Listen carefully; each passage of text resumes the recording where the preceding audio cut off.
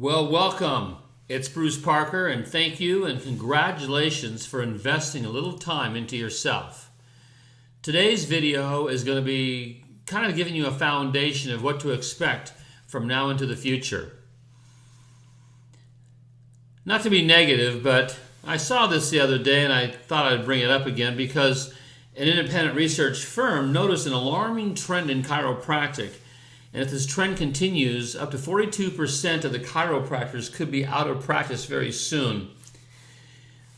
This trend is coming down to the perception that healthcare is over when insurance is over. That more companies are giving lower reimbursement or no reimbursement, the onset of Obamacare, and the scrutinization of the insurance companies making practice very, very hard. And in fact, in many situations, people are actually leaving practice saying that they can't practice anymore. Well, that's not true. In fact, the majority of the population of chiropractors didn't even have insurance when they first started practicing. Hi, I'm Dr. Bruce Parker. I began practicing in 1977, January 3rd, 1977. I was licensed like December 30th, and it was the holidays, so I had to wait a few days, but I couldn't wait. Graduated from school a couple months before that, took our tests, got my boards, and I'm in practice, and I was thrilled.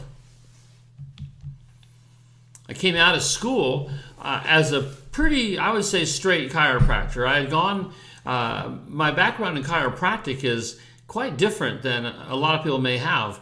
I was injured when I was 13 years old, and I went, after a few weeks and months of actually trying to get better, I ended up going to a chiropractor through my grandmother, and the chiropractor took me in, did no examination, no evaluation, no instrumentation, laid me on the table, and manipulated, I guess, my neck, right and left, because it didn't feel like a very specific adjustment, and sent me home. That was my entrance to chiropractic. The crazy thing was, I started feeling better. My neck started working better, and I was back in school. I thought things were over. But over the next 6 years, I started having some pretty concerning degeneration going on in my body. I started having severe headaches, facial numbness, and then later facial tics, and eye strain, and quite a bit of problems. This reintroduced me to another chiropractor about 7 years later, which told me the chiropractic story and engaged me into a corrective care program, and the rest is history. I was going into the financial world, and I was doing quite well in the financial world, but when I understood chiropractic and the story, I wanted to go ahead, and it made sense to me, and I became a chiropractor. I learned, that the body was controlled, from the brain, and the brain controlled all functions of the body through the nervous system, and interference in the nervous system would cause the body to not function well, and loss of function would cause a problem and a symptom. And that made a lot of sense to me, because in the 6 years that I wasn't getting better, I called it the medical merry-go-round. I was going from one doctor to the next trying to figure out how to fix me, and all they could think about was where to cut or what drug to take. And when I learned about the philosophy of the body being a self-healing regulatory mechanism that would take care of itself, heal itself, as long as it could communicate with itself, it made so much more sense to me. So with that, the idea of the power that makes the body, heals the body, that became my personal philosophy. And 32,000 patients later, the jury's in. Chiropractic works. And that's my excitement. So today, when I'm having people tell me they're having a hard time making it in practice, they're missing it. Practice is not about a financial arrangement. Obviously, a financial arrangement becomes part of it, but that's not what makes chiropractic great. It's the fact that we get sick people well. And with that understanding, I want to go ahead and tell people you can grow a practice. Well, when I was starting out in practice, what I found out was it's not so easy. Probably the same reasons people are having challenges today. And so as I began my practice, I realized that chiropractic worked. It was just totally misunderstood or totally unknown. And our practice became what? Chasing people. We were always chasing new patients. And if you look at most of the ads today for seminars, it's how to get more and more new patients. It seems like that's the key. If we get lots of patients, we'll be happy. But then chasing patients becomes into what? Chasing money. Because it seems like we can't get enough new patients, and then we find out that the people can't afford it. Well, that's not true. My last year in practice, I sold my practice, and the doctor coming in to take it over, he actually took all the new patients for 12 months. And in that 12 months, I just saw my maintenance patients. Patients I'd seen before. All new patients went to the new doctor, and during that time, I averaged 343 visits a week for a solid year with no new patients. That's because my practice was a chiropractic practice. The philosophy was understood, and the desires were there because I understood the values. The only reason we chase people and chase money in practice is when we're trying to sell a value that's not understood. In fact, most people really don't realize that chiropractic is a service, and they've reduced it to a commodity. And when they start looking at pricing or trying to compete with pricing, it's always about pricing, that's a commodity. When you are a valuable service, people will pay for that valuable service as they see how it'll benefit them. So if your practice is not growing or if it's declining, the questions you have to ask yourselves is it really the lack of new patients, or is it your inability to retain patients? Are you explaining the value of care to the extent the patient's willing to pay? If people are coming in to get a sore back fixed, you have to look at that old Visa commercial, sore back, 19 cents for bare aspirin, 10 cents for ice pack, or correct the cause, invaluable or priceless. But most people look at back pain as what we do. And that's a total, in fact, when I was in school, my entire time through college, I never once heard about treating a back pain. I was at Palmer, Iowa, and it was in the time when we were still teaching philosophy at school, and chiropractic was 100% about healthcare. Edward Deming said 94% of new business fail, but it's not the people who fail. So if you're struggling in practice right now, it's not because of you. If you're struggling, you're not the failure. It's probably the system or the lack of a system that you're following is failing you. So before I start sending you videos on practice development, I feel it's important for you to know a little bit more about me, what I've experienced, and why I feel qualified to be giving advice. I want you to know I struggled in the beginning. I had a really hard time. But because I had a strong why in my life, I persevered, and eventually I figured it out. I'm amused today when I hear how it was easy in the past, and that's why, the chiropractic dinosaurs don't have a clue on how to build a practice today. I was listening to an ad not too long ago by a person that was selling their services, and they were saying that they had gone to a 80s dinosaur consultant who didn't have a clue on how to build a practice. All they know how to do is build insurance. Well, I'm telling you what, we built practices before, and I am a dinosaur, that's why I got my picture right there. I built practices before insurance was available. In fact, when I came out of school and began practice in 1977 in California, we were not allowed to advertise. We could put a business card in the yellow pages, and that was it. So we had to really learn how to build a practice. In fact, I think today is more like it was back then. We didn't have insurance, we couldn't advertise, but we grew big practices. In fact, I built 13 of them over a period of time. So because we had it so easy, we didn't have to learn what it takes today. We certainly do. Practicing chiropractic in the 70s was not so easy. The 80s brought its challenges. I remember in the 80s, we were talking about losing the ability to use insurance. And in fact, in the 90s, we had more and more managed care programs. In 2000s, we had even more managed care programs. There's been challenges in life in every area all the time. They don't leave. So let's face it. There's always challenges, and the challenges are not the problem. It's how we respond to the challenges that counts. The challenges in chiropractic have been, do you practice chiropractic or do you practice therapy? Now, when I was first starting in practice before insurance, people pretty much were looking at chiropractic as our unique factor. Interference in the nervous system, making adjustments and correcting them. And it wasn't until insurance came out that we started noticing more and more therapeutic devices designed to bill insurance. So today, people are telling me that people are having a hard time in practice because people can't afford it. But I walk into their practices and they're charging $180 a visit. And because they got into the insurance model. So the question is today, which way are you going to go? Are you going to continue down the insurance path and complain that people can't afford it? Or do you start looking at a new process? Well, what I did is I wrote a book called The Social Outcast because I actually came to that fork in the road myself.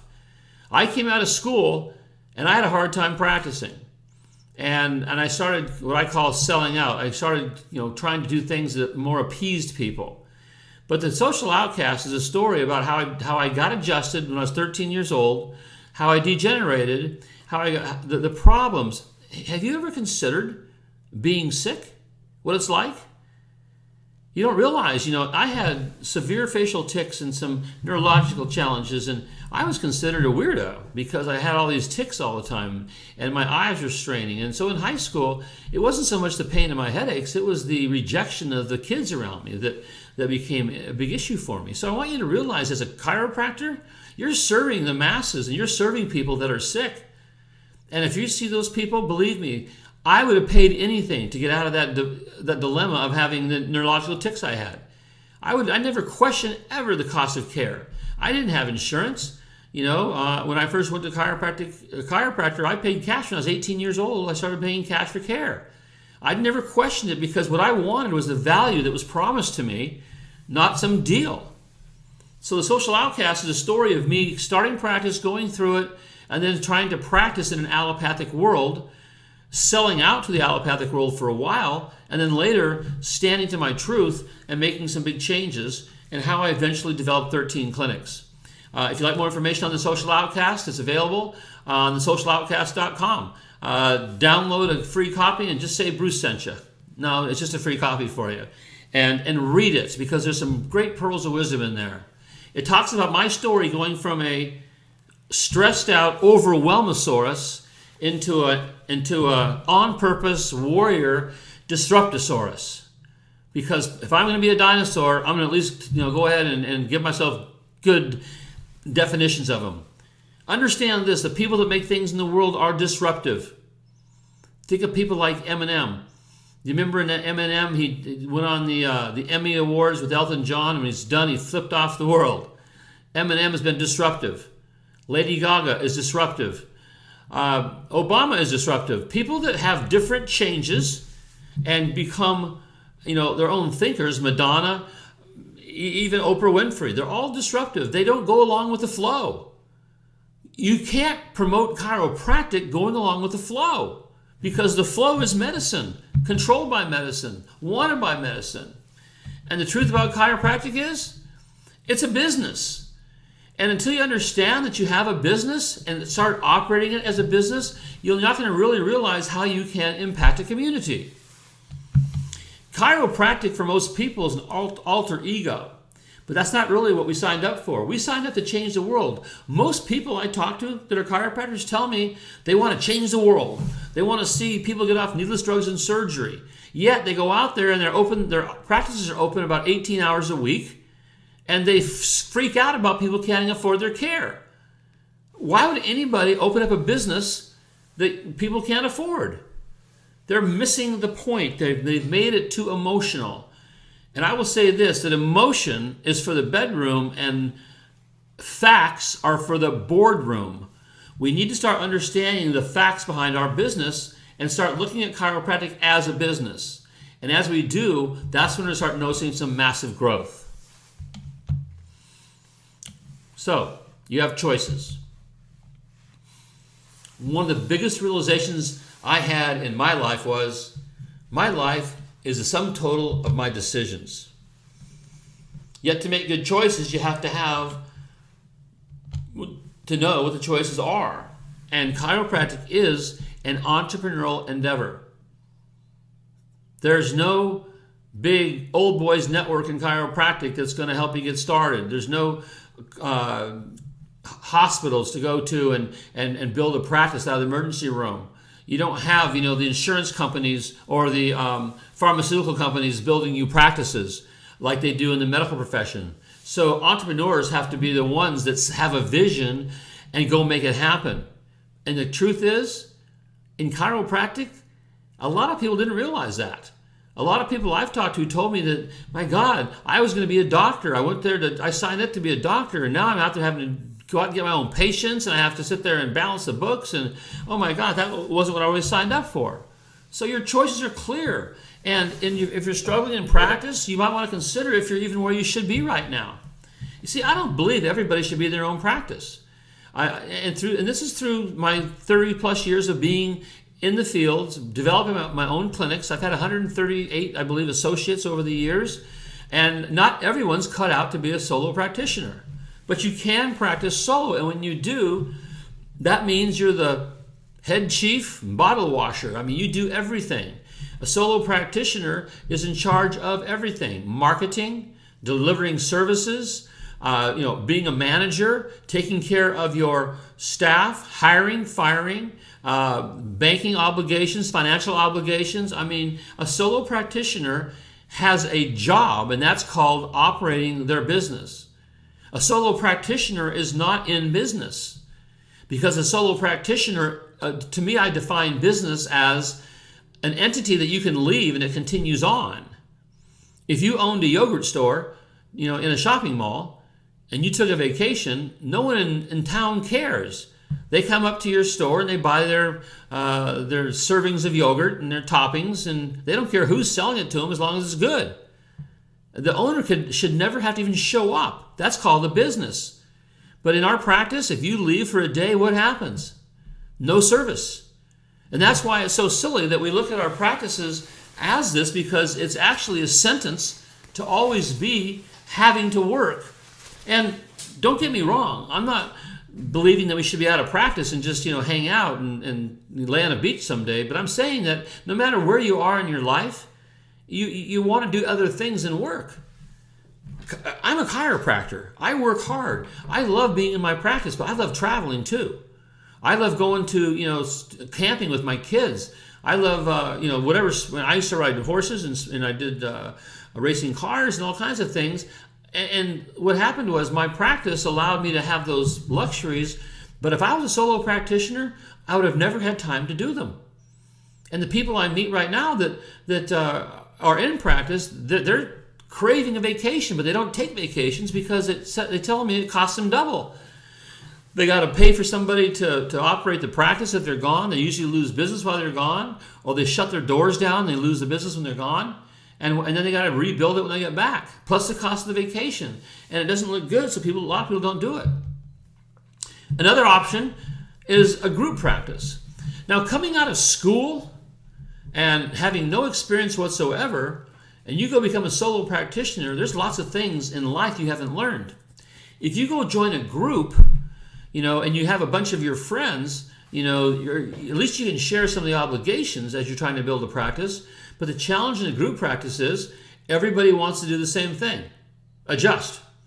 Very few people want to take care of the responsibilities of marketing and management and business management. So therefore, if you don't have a good business plan, a group practice is usually the blind following the blind.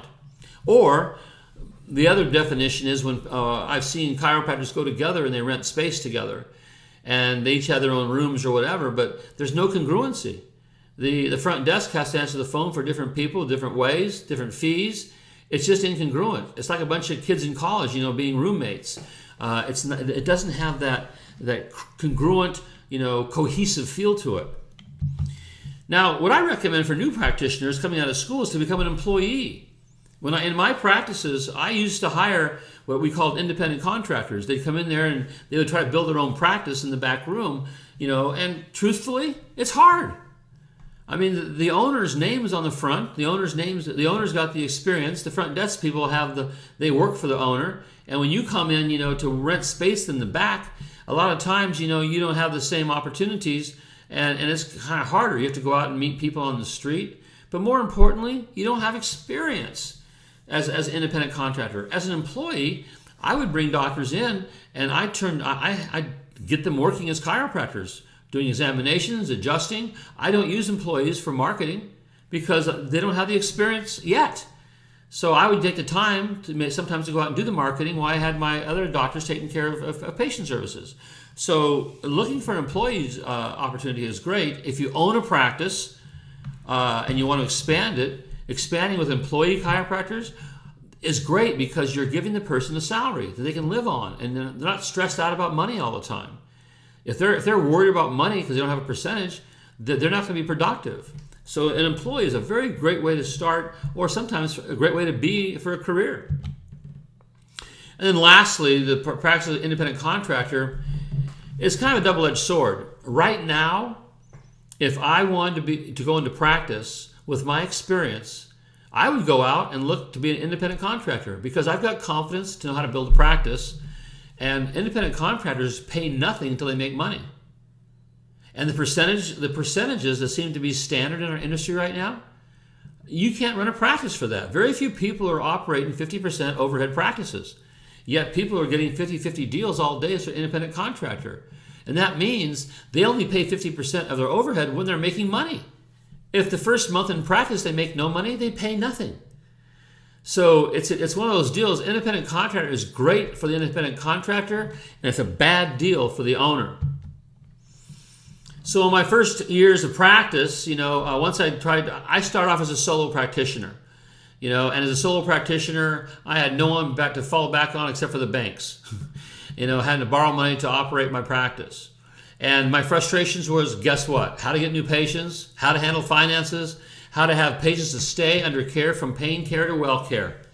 I remember myself saying one day that I felt like I was in a 100-inning baseball game, and the score was 10-300. I mean, in the 79th inning, it just wasn't exciting because people would come and go. Nothing was really critically happening. In practice, a person would come in and they had a bad structural problem that was severe. And I would start seeing them, and then 8-9 visits later, they feel good, they leave the door. And another one comes in, same situation. You get them out of pain, and they're out of care again. And I got so bored because I never got to see anybody get better. I saw them get symptomatically better, but I knew they were not better. You can't rehabilitate a spine in 12 visits. It takes a while. The neurology has to catch up and everything else to rehabilitate someone from a dysfunctional spine to a functional skeletal system, and a functional spine takes some time. And it's fun to watch people go through that process, but it's frustrating when I'm only getting able to take people out of care. And guess what? When you're only treating pain, you need more new patients. You can't build a strong practice if you're doing pain relief because people will come and go. And in fact, you have to have new patients just to maintain some sort of a patient level. And the average is pretty much, what I hear throughout the world is 3 times a week for 4 weeks, twice a week for 4 weeks, once a week for 4 weeks, and then they're done. And then maintenance care once a month, which no one stays for. I used to say 3 for 4, 2 for 4, 1 for 4, out the door. When you're maintaining an average in the United States of 15 new patients a month, with a 3 for 4, 2 for 4, 1 for the door, you hardly ever meet a 100-visit week. And you're chronically practicing at about 90 to 100 a week, and there's no sustainable growth there.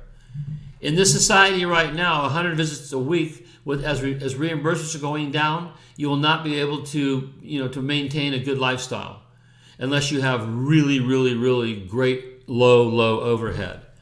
So in the past, people either had volume practices and they had high retention practices, or they had insurance practices with high fees. The alternate to me today, your options are to have a moderate to high volume practice with high retention and no longer become an allopath looking to treat back pain, but introduce what I call the chiropractic lifestyle, where people start living a lifestyle where they exercise, they eat well, they move well, and they get adjusted to maintain the communication between the brain and the tissue cell. And that's a lifetime wellness program. Things were no different when I began than when you began, if you understand the game. And the game is clearly this: discover what the public needs and wants and deliver that service. Now that sounds interesting. When I research people, no one wants chiropractic. They want the benefits of chiropractic. They want to experience what happens after you've been under care for a while, but they don't associate. There's no education out there that brings people to the realization that the body needs to have internal communication in the nervous system, needs to be fed well, and needs to move well, and all those things. They have been educated by allopaths. You realize in 1847 the AMA was formed, and their preamble for business was to eliminate natural healers and to align doctors with pharmacology. Hey, if you don't like the AMA, I understand, but you know what? They followed their game plan, and that's what they've done. And therefore, the entire world now is aligned with pharmacology, but it doesn't work. So today we have to understand then the needs of the people are to have a healthy, expressive, body, a healthy life. And so the way to promote that is not to promote that we get people out of pain, is to promote people that that's what we do. We need to change our message. So the mistake most chiropractors are making right now is we're out there promoting ourselves as allopaths. And this is no slam against any person out there, no matter what your loves are. I'm just telling you, if you align with allopaths, you got competition. A lot of people are trying to go and get jobs, to work with, trainers or PTs, and they don't see any reason for you. But if you're so therefore, as a chiropractor, to be accepted, and I believe a lot of people want to do an allopathic practice so they get more acceptance from their community that they do sports injuries or whatever. We'll do those things for sure, but give the message of structure and function. Give the message of what chiropractic really is, and then they'll see you as unique. As long as we're competing in a world of allopaths, we're just another allopath. But when you go out there and tell the chiropractic story, you start aligning yourself.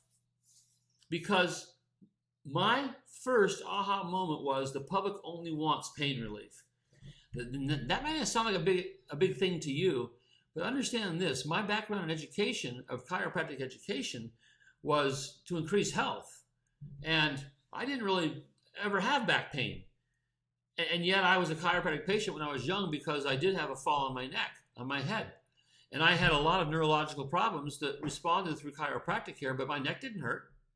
What hurt basically was I wasn't functioning right. And I would talk to people about, pain not being that important, but guess what? To them it was. See, sometimes the values that we have on things aren't the same values other people have. And to me, treating back pain all day is boring. Big deal. I mean, you rub somebody's back, the inflammation goes down, they feel better. I didn't do anything to change a person's life.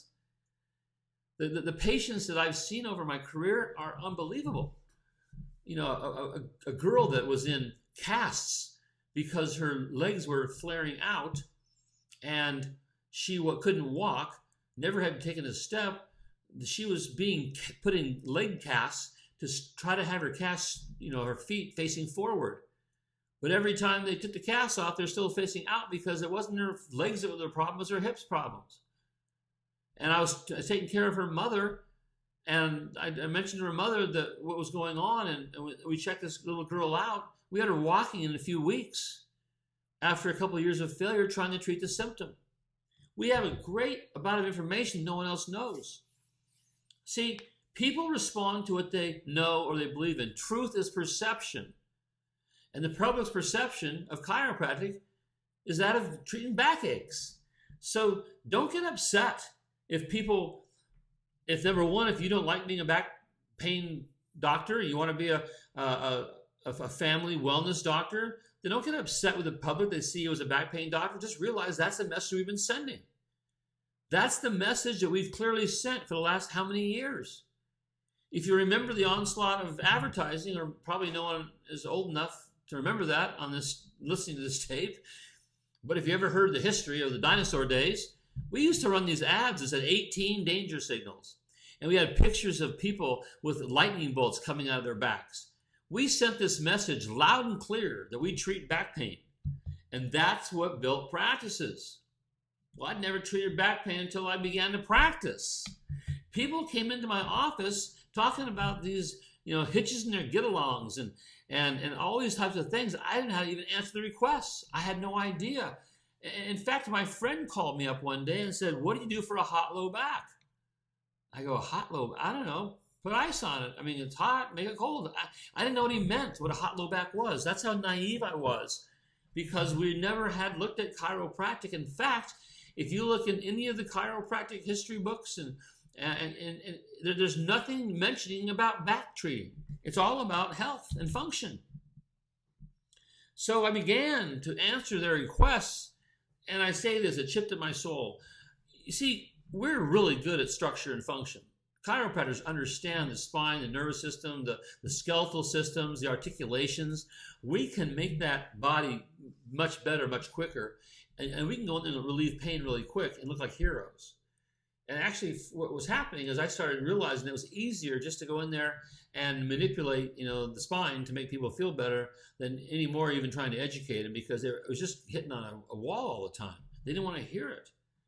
And so I started doing that, and it chipped at my soul, as I said, and I fell into an allopathic trap. And then one day, Lynn, this is Lynn, and that's me with my funky hair. It looks like a little potbelly, that was growing back then too. This is about a year and a half into practice. And Lynn came in. Actually, she didn't really come in. She was hauled in. My office looked out on the parking lot, and I saw this van drive up, and they stopped in the red zone, opened the doors, and they kind of carried one on each side, kind of carried in this woman who looked like she hadn't slept in a month.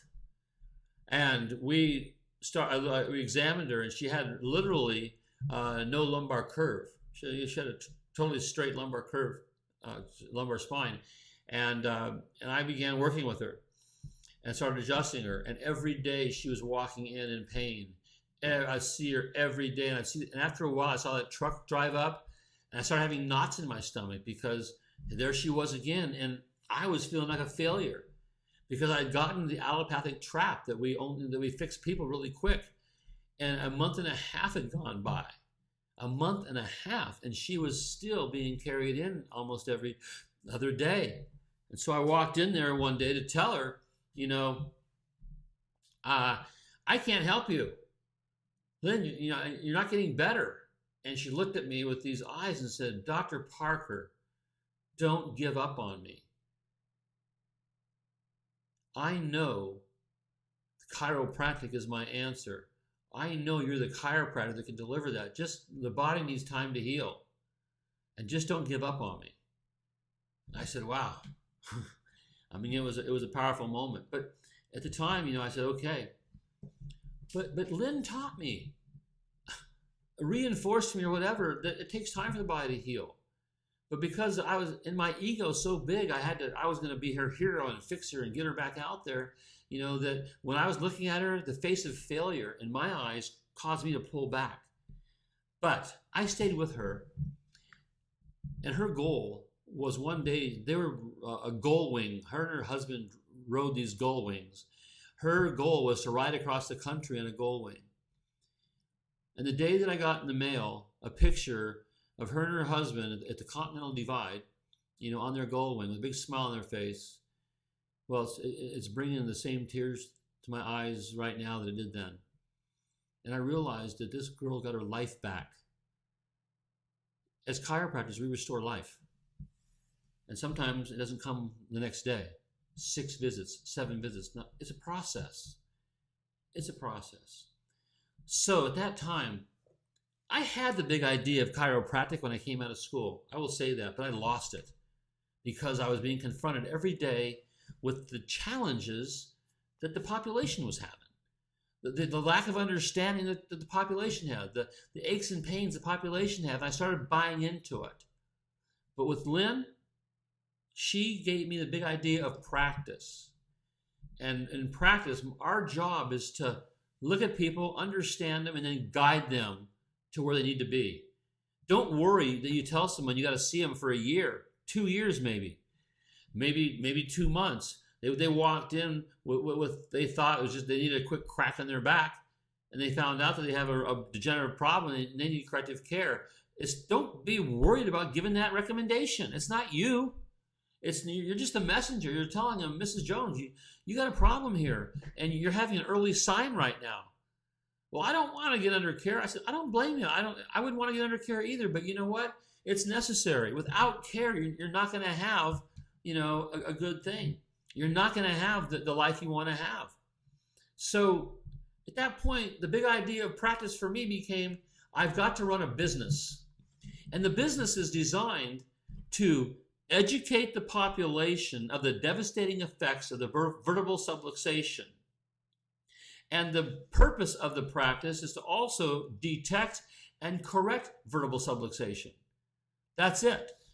We would educate. In fact, I changed the word, and this is something that some people have a problem with, I'm sure, because people get hung up sometimes on terminology. But what I found out was the word subluxation didn't communicate well. Dysfunction did. And so I would tell somebody, Mrs. Jones, we want to have normal function. If our body is functioning normally, the natural expression of a normally functioning body will be health. If a body becomes dysfunctional, the natural expression of a dysfunctional body will be dis-ease. So dysfunction causes irritation, inflammation, and results in pain. Dysfunction causes irritation, inflammation, and results in pain. In most situations, people then go to doctors that give anti-inflammatories or anti-inflammation type treatment, and they'll get asymptomatic for a short period of time, and that's become the paradigm of health. In our practice, Mrs. Jones, we have to get you out of pain so we can begin to correct the problem. So that being the foundational point of view of my practices, I always did a consultation that was actually giving this information. So people, everybody comes in because they have pain. Everybody walking into every office wants to get out of pain yesterday. They don't want to come back, and they want somebody else to pay for it. I got it. Okay, I've had over 30,000 patients. I got it. It's not the question, it's how we respond to the question. So every patient walks in and gets a consultation and is starting to be led to a new understanding. Everybody gets an x-ray. A lot of people, even today, this is being taped in 2012, and I'm talking to a lot of people who no longer use x-ray. Understand this. Actually, my last couple of practices, I located them close enough to a imaging center that I would go to the imaging center and I would cut a deal for my patients if I sent them over there for cash. And I also gave them the standing orders on how I wanted my x-rays taken, standing, weight bearing, those types of things.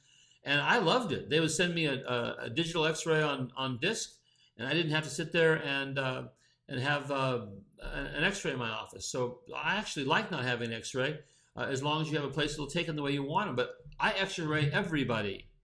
X-ray is the primary diagnostic tool of chiropractors. I can do a long story on some stories about not taking x-rays, but just know this.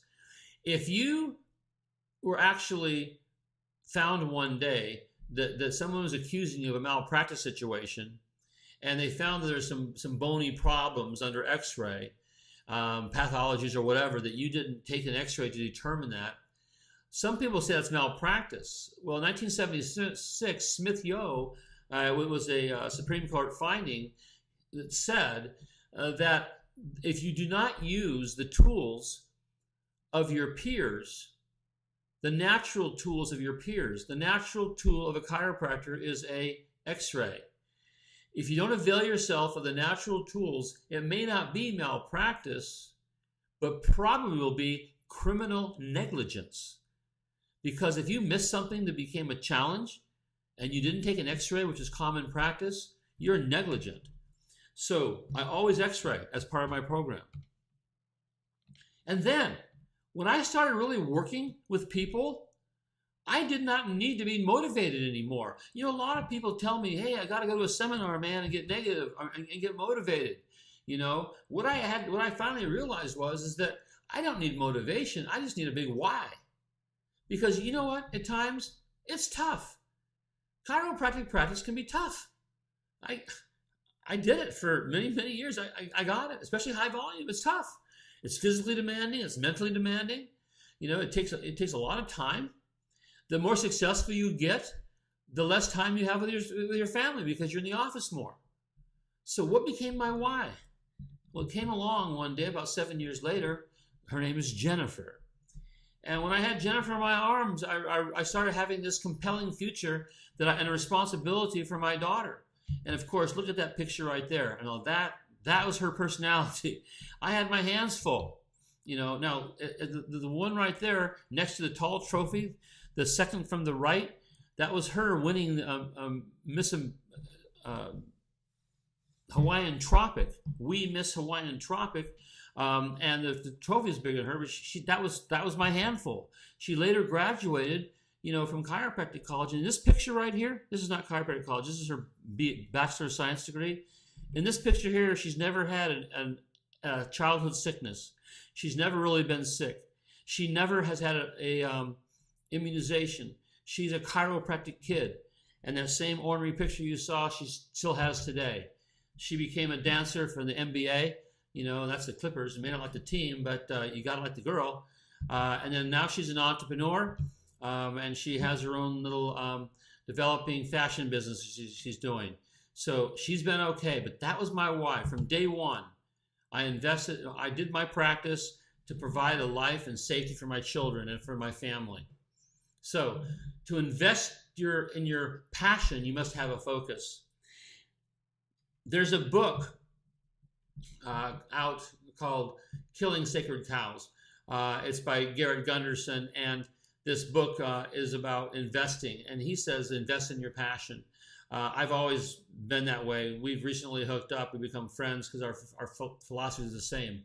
While a lot of people are in their practice looking at other investments, you know, that they can't control, put all your attention to your practice and build that. It can become an incredible lifestyle, and it gives you your vision, your plan. So what I discovered then in this whole process of trying to build my passion, you know, take care of my family and build my practice, was the disconnect.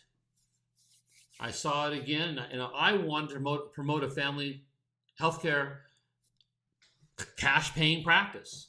I wanted people to come in, understand chiropractic. I want them to pay, stay, and prefer. Stay, pay, and refer. Excuse me. And that's what we wanted. Although the public sees chiropractic as pain and injury, and good for chronic pain, and sometimes after they discover that, they might understand that it's good for more than just pain relief benefits, but it's a lot of work, and they want their insurance to pay. So no matter what my passion was at the time, you know, wanting to go ahead and have an incredible life for my family, I used to say, I have all these beautiful plans, and then the day starts. So my challenges are no different than anybody else's. It's just, again, how you respond to them. So it's been frustrating. And more importantly, the country is sick. And the answer people have, they're clueless about the answer. I can say this, and by the way, this is a gut check for you. If you can't say right now that anybody that you meet would have a healthier, more productive body in 12 months under your care, then you shouldn't be a chiropractor. See, I believe that. I believe that anybody I see, I can improve their health at some level, you know, and include their quality of health, their quality of life. because people have bad habits. People have bad, belief systems in our planet. So if I only did that, I'd be very, very happy. It's interesting. We look at in chiropractic offices. Probably at your worst, you're getting 50% of the patients better, and probably in normal you're getting 70 to 80% symptomatically better even. And realize this, and in those symptomatically better patients, if they stay with you, they get overall healthier. And in medicine, you don't even see that. It's something like, surgery is 22%, success rate. And a lot of the problems, like the common cold, well, that's not a cure. It never goes away because it's a natural detox process. So, the common cold's a good thing. We call it the common hot. That's what I call it, is the hot, because I'm never cold, I'm always hot. But that's a natural process in our body.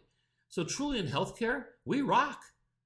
And yet the nation's clueless about it. Why do we want to align with the allopaths that are failing when we have a message that gets people well?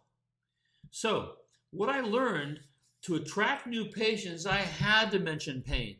And this became in my mind the disconnect. Okay, this is not what we do. We don't treat pain. So I started doing ads and things trying to promote the message. I remember doing an Ask the Doctor column in the paper, Ask Dr. Parker or something, whatever it was, Ask the Doctor. And I would try to educate through the newspaper. And I would try to educate. It doesn't work. People are never motivated to feel better. People want to do two things in life. They want to avoid pain or move towards pleasure. And if people right now going to a doctor, there's no pleasure in seeing a doctor, and they're not going to go there unless they're trying to get out of pain. So we had to understand that. And in doing so then, the easiest patient to attract, by the way, we're pain patients, but they were not wellness, motivated in their mind. So, and this issue is still today. The easiest to attract are people in pain. The easiest to attract are people in pain with insurance. So there's our practice. We're all going after people in pain with insurance. And those practices, all I hear is I need more new patients because they don't come in droves. So we have to answer that question. When I served the chiropractors, they said they want family well care cash practices. And this is the area that I decided to specialize in for the development of a chiropractic practice. How do I get pain-motivated people that want their insurance to pay to come in? First of all, how do I attract that person? How do I get them in my office? And then what's my procedure to move a person that's coming in for pain relief into an understanding of what chiropractic really is? And that's what I became later called the Parker process. Because it's a process. The question became, again, how does one reach a public that needs and wants your benefit, yet doesn't know it's a result of what you do? We go to school to become chiropractors. We spend a lot of money for education, invest a lot of money into our practice to build a business, and then we hang the word chiropractor outside. And the word chiropractor doesn't mean much to most people. To some people, it has a negative connotation, and to other people, it's just confused. Because, you treat back pain, and then all of a sudden a person walks in, they see a chiropractor, talking about health. They go, what's this about health, man? I got a bad back. Or they'll see children in your practice. That's what's really cool. We have a wall of fame in our practices, and we have all these pictures of children. They go, what are these kids on the wall for? Did they have back problems? No, I'm glad you asked. Let me tell you what the story is. And we go forward, because that becomes a problem. So number one, we got to tell the truth about chiropractic, but more importantly, about health and health care.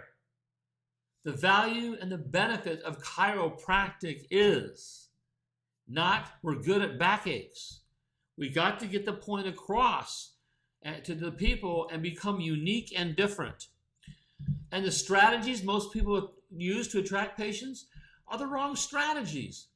They're attracting people to come in for a massage because they think people like massage. And you know what? Not everybody likes massage. Not everybody wants to be touched or massaged. But they advertise free massage, and they bring them to their office, and then before they know it, they're in the office being examined. And they don't understand why. I came for a massage, and why are you examining me? And the doctor feels that they're in their office, so now they're going to go ahead and move them over to chiropractic. I mean, it was an idea of attracting people, but why not just get overt with it? I would be doing, talks. I was doing dinner talks and other types of talks in the community, and my talk was all about restoring health. And I didn't go out there and just talk about subluxation, and people criticize me for that. But you know what? That's a word that doesn't register with people. What I proposed, the question was always this: we look at lifestyle. It breaks you down. So is it possible that lifestyle could actually rebuild you? I also point out that a lot of people start getting broken down by lifestyle. And when they're doing that, their function is changing in their body, and they start taking drugs, they feel better, they think that drugs are the answer. But truly, the drugs don't rebuild the body, they just keep it so you can't feel the pain. We have to look at our strategies, and the strategies are to get out there and tell the truth. When the purpose becomes greater than yourself, the warrior emerges from your soul. I just like that. Because quite honestly, we got to realize, and that's what happened to me. And it happened to me in about 5 years of practice, when I was confronted with being so frustrated with dealing every day with people that didn't understand what chiropractic was. They were coming to my practice and they're arguing about the payments as they walk through the door, or trying to make insurance deals as they walk through the door. Everything was about the deal, and nothing was ever about really what chiropractic was about. And one day I said, no more. I'm not taking it anymore. And I started I tell the truth. So my foundation of thinking at that time became, never build a business to only make money.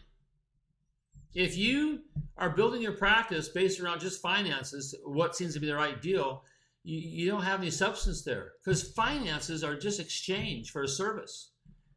And if we're cutting a deal about if they call you up and try to get a good deal on the service, first of all, it's no longer a service, it's a commodity. We build a business that will bring value to another human being. Chiropractic will bring value to anybody under care for a period of time.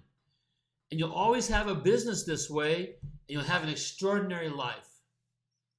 Chiropractic, when I stood up for the principles of chiropractic in my practice, not only did I develop 13 clinics that were all pretty much referral and cash-based clinics.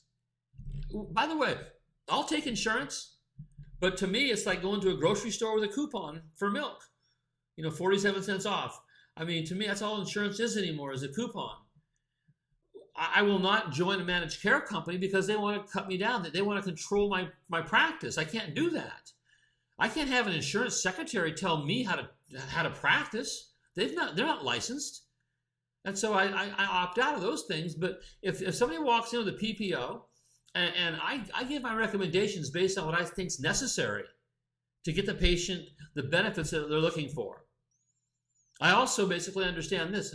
I've been under chiropractic care now for over 40 years. And it's not been over-treating, by the way. I maintain a healthy life. I've not been to a medical doctor since I was 16. And I don't think I ever will.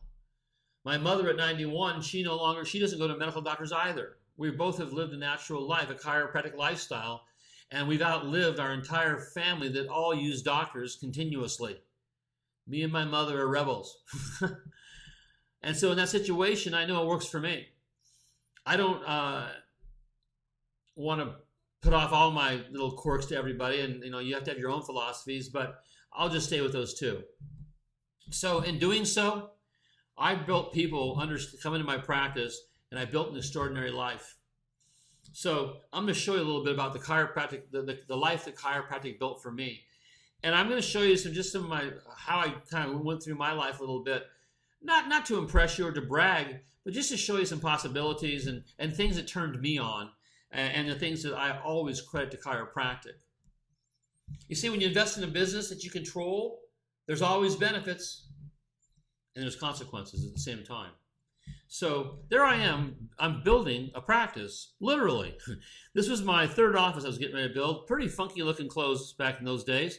But I got into it, man. I had 2 clinics going at the time, and I started coming over here, and I got involved. So I took practice building to literal value. I got into it. This here was the waiting room. And I look about 12, and there's my mother, and my stepson. This is back this office was built in the late 70s, so you can see the kind of the funky look we had back then. and the stained glass. I had that made, Health Through Chiropractic, pretty cool.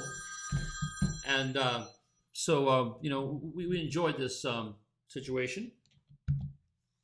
This is an office, how my offices looked in later years. This is an office I built in 2007. I've gone to more of a minimalist look. I've gotten into more of a zen-y look. I like this look. I love the hard floors, and my office had hardwood floors. But this is what we have now. You're not going to see a lot of brochures around. Sammy syphilis and some of the things that we used to have years ago, because we want to. I relate to a high quality patient. The people I work with are mostly executives. The blue collar today is white collar, by the way. Most people are working behind a computer instead of in the farm. So our offices, we're clean. I used to call my office clean, mean, low, high profit machines. One thing, ABM stands for always be marketing. So there I was, bad picture. I had to scan this thing because they're so old. We didn't have digital pictures back in these days. This is the 70s, man. So there I was doing an open house. There's another office we had. There I am with my wife doing an open house. Get the idea. I love open houses. Here's a strategy for you. I would have an open house about once a month. And we would invite people by. And as I met people in the street, I'd give them my card. I'd get their cards. Number one, I used to teach for the Parker Foundation, Parker College. And Jim Parker always said, WOC, whip out cards.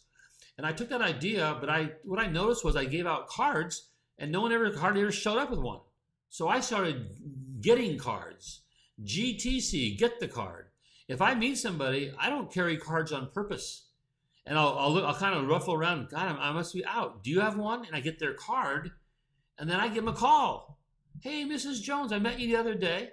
It was great. I got your card. Hey, listen, I'm having a little open house in my office next Thursday. I'd love you to come by and say hi, and I'll show you around my practice. And so about once a month, I had a Thursday at 4:30 till 7. Every Thursday, it was 4 o'clock till 7 o'clock. We had an open house once a month. And I'd bring maybe invite 10, 15 people. Not a big party. I'd walk them around the office and educate them about chiropractic. I would show them the different rooms that we had. I would show them what we did in those rooms. I showed them our diagnostic tools. I showed them our X-ray stuff, and explained. We had the EMGs, and we'd show them how we monitor the nervous system by a computer, and all these things. And eventually, the conversation of their health would come up. And probably at least 4 out of 5 times, or 50% of the time minimally, I would end up making a patient out of that person. So open houses I did lots of them. Here's another one at our place we call Back in Action. And this was my marketing director. I had a marketing director too. So we're out there, and the marketing director was going out, taking to the community our services, letting people know what we do, and bringing people in. I also did a radio show. And the radio show, was all about lifestyle. We didn't talk about how to get rid of back pain. We talked about how to enhance life. And this is on Sundays, every Sunday. So we did that show. And then AHF, always have fun. That yellow card there, number 16, it says in red, Discover Chiropractic.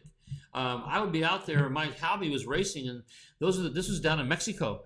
Actually, at this race, those are the Cotty girls for the beer.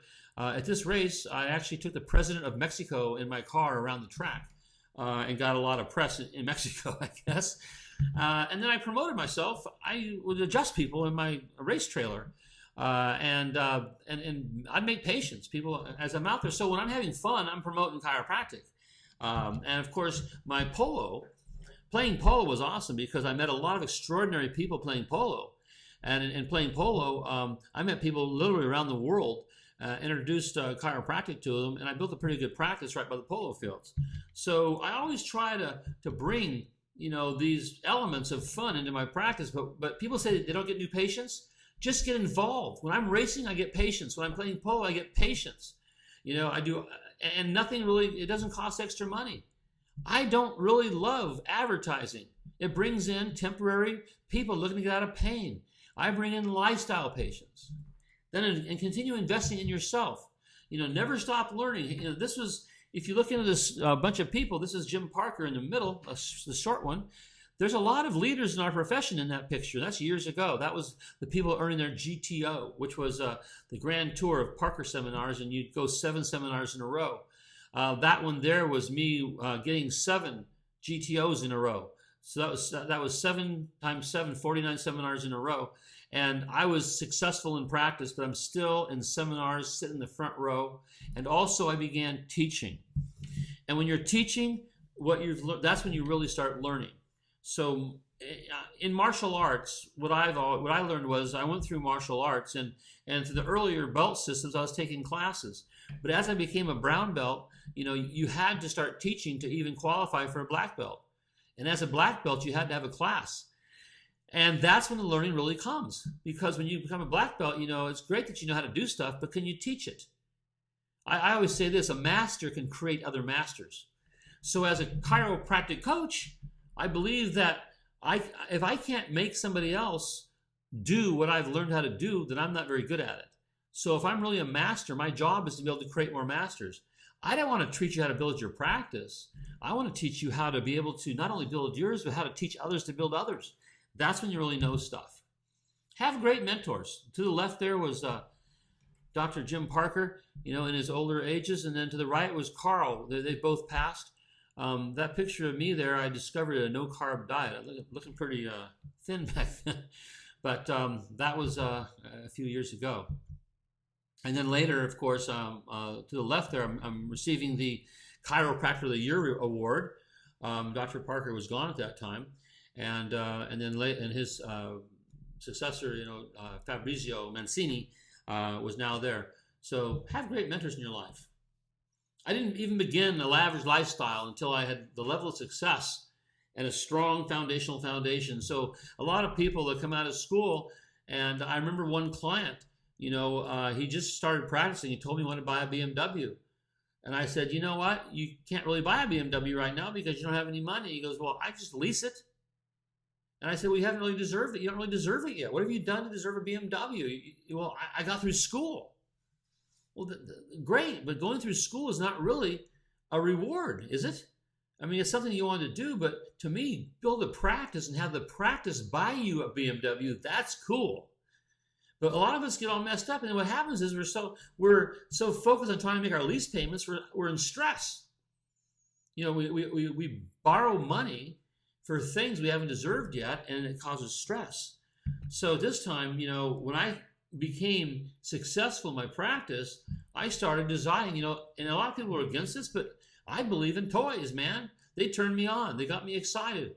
I remember being in practice and starting to feel a little bit tired.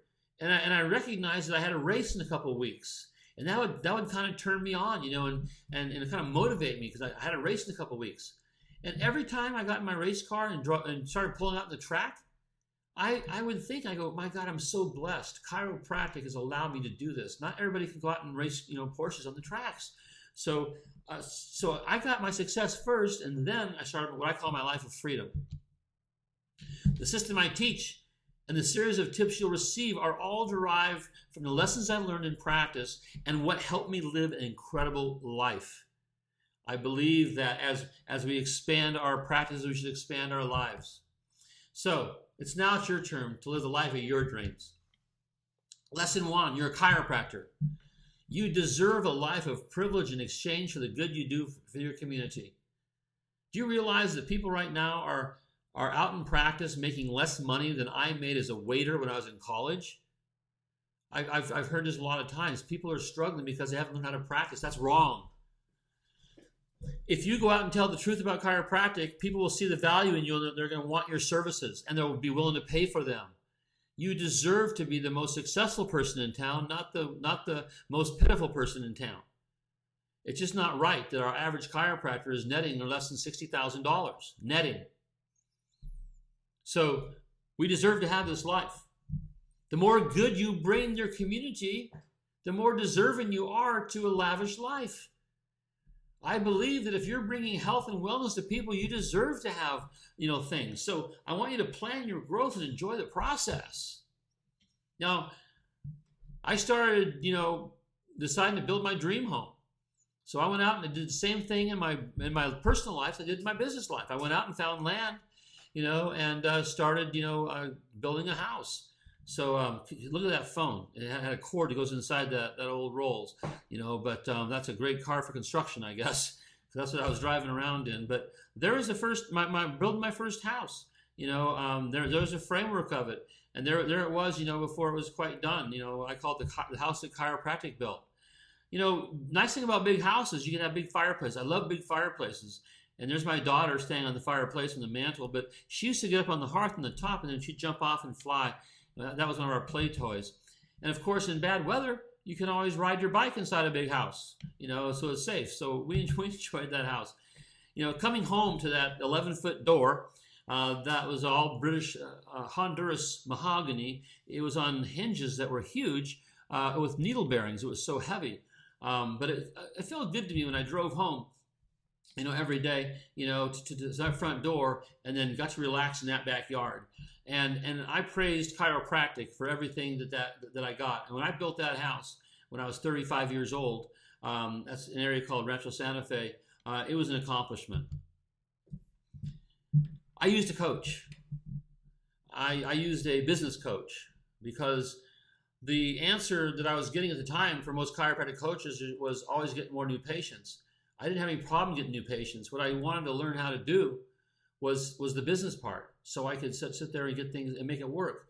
I wanted to be able to convert a person that with an allopathic mindset to come into my practice, be willing to pay, go through a corrective care program, and refer their friends and family to me, and stay with chiropractic for life. That was my goal. And getting new patients is not the answer. Having a quick, slick, fast report of findings is not the answer. You're not going to sit there. A lot of people say they want to process new patients in 5 minutes. And then when I look at their retention is terrible. They're not retaining patients for very long. So maybe they have to go through a lot of them, but they lose them in 3 or 4 visits. I kept my patients for long periods of time. My last year in practice, I maintained 343 patient visits a week with no new patients for a year because I learned retention. Learning will also stretch your comfort zone. When I go to seminars, I usually find people do seminars that are doing well more than they're doing. I used to think that I'm not going to go to a seminar because people will see me there and think I'm broken. My ego is so big I couldn't learn when I first started practicing. And now I realize that when I'm teaching, half the time I feel like I'm preaching to the choir. Half the time I'm teaching now, there's people out in the audience that they know way more than I do in a lot of areas. But they're there learning. Don't be afraid to learn. It stretches you.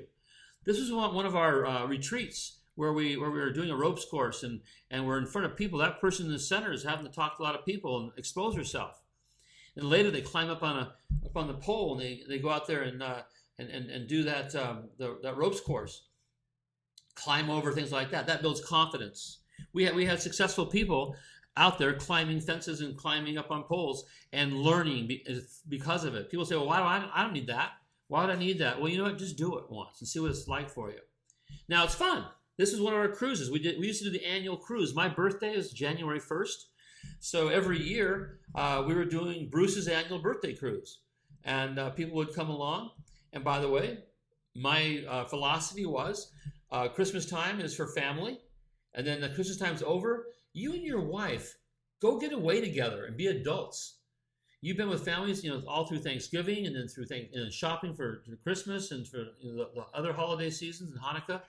And it's time to get away. And so we go away, on New Year's and have a cruise. And of course, this is how they looked when they were done. Happy. I approached my racing the same way. I started at the bottom. That's that orange helmet and a go-kart. That's me. I'm like 26, 27 years old. I'm in a go-kart. But then I advanced, to a bigger car. That was a real race car. And later I started developing this car that became that car that became the one that led the race. The guy behind me was the guy to beat, and I was out in front of him. Again, life is a process. And I approach all parts of life just like my practice. Practice is a process. Water skiing, horses. I love horses. I used to say horses and Porsches. We have iron horses. And there's Porsches. The Doctor Killer or the airplane. The airplane for me was that's my second happiest day right there, the day I bought that plane. The first happiest was the day I sold it. It was fun. I flew since I was 18 years old. I was always flying, and that's a high performance 200 knot airplane, but my God, it cost a lot of money, and it wasn't as enjoyable, and the skies were very things. So I sold that plane. I don't really regret it, but I can say I've had the toys and the family entertainment. Of course, we love the skiing, and that's time for my daughter, for us to go out together. You can learn more and more insurance gimmicks. And when your city or state becomes predominantly managed care, you can do what they're doing in California. You can move. No one wants to do that. You can try and change your personality, your location. You can knock down walls, put up walls, hire an MD or a PT. It's time to get off the new patient roller coaster practice and experience retention-based practice. That's what you all want. I feel the practice you've always wanted is freedom-based, fun, rewarding, exciting. All those pictures of me racing and having fun, my practices were open. I had offices when I had employees that were seeing patients and they were getting good salaries. They were enjoying their career and I was enjoying the fruits of my career. So life should be fun, rewarding, exciting, and exclusive. Chiropractic shouldn't be open to everybody. Make it exclusive, so that people feel special when they come to your chiropractic office. They'll value it more. And then you'll dominate your own market and set your mind to it and make it happen now. It's time to break through to a new life. It's time for you to have more fun in practice. Learn how to work a lighter schedule yet still maintain growth. How to travel with your family. Educate your children in the finest schools. Living in the dream house instead of just dreaming about it. Real freedom, real financial independence. Don't you agree? Then say yes to more success. I'll be sending you tips to follow that will cause you to focus on what will improve your practice and your financial life. With that under control, you'll immediately experience more certainty for a compelling future and begin to live that dream life you thought you'd have by now. So in closing, I'd like to say once again, I like to mention this. Success is good. Success is good. You can help so many more people in different ways when you are making money and creating financial freedom for yourself and for others. So financial freedom is my goal for every chiropractor for many reasons. But let's start with this, your own reasons. What is it you want in life? What is it you want in practice? Have you written it down? Have you made it crystal clear what you want? Because if you don't write it down, you're not committing it to the universe. So, this is Bruce Parker wishing you an awesome life. And I hope to see you on more videos in the future. And enjoy this series of tips. And you know what? When you see these tips, you might say, well, I've done that, I've done that, I've done that. Yeah, are you doing that? Remember, success leaves clues. I've had clients. I've got a few clients that have been with me for 10, 11 years. They've heard it all probably 10 times over, but they still realize sometimes they got to stay fresh. And they got to make sure they're using the basic rudiments in practice. So if you look at the tips, and if they seem simple to you, ask yourself, am I using them? If you're not using them, it may be something that you might want to consider. I'll see you on the next installment.